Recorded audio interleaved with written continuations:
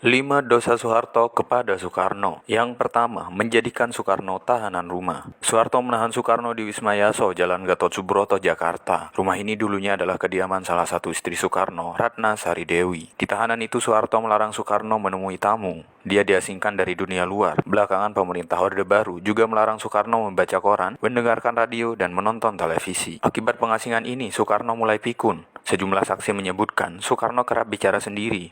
Dia kemudian sakit dan akhirnya meninggal. Yang kedua, tolak lokasi makam Soekarno. Soekarno pernah berpesan ingin dimakamkan di kawasan Batu Tulis Bogor, di tengah hamparan sawah, pegunungan, dan gemercik air sungai. Tapi Soeharto merasa terlalu bahaya jika makam Soekarno terlalu dekat dengan Jakarta.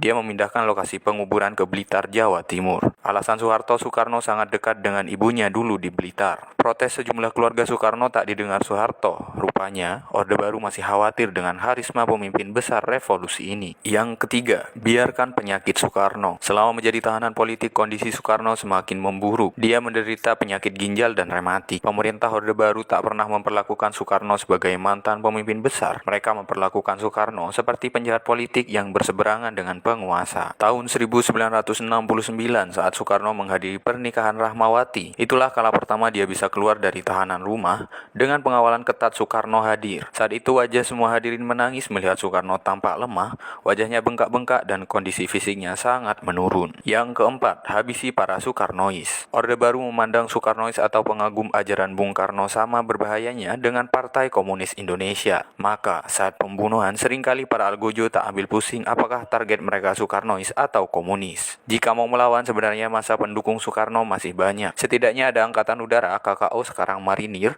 Divisi Siliwangi dan Brawijaya yang loyal padanya. Tapi Soekarno memilih mengalah walau diperlakukan seperti tawanan. Dia tak ingin ada banjir darah lagi di Indonesia. Dan yang terakhir, jauhkan Soekarno dari orang-orang terdekatnya. Soeharto melarang semua orang menjenguk Soekarno, termasuk keluarga dekatnya.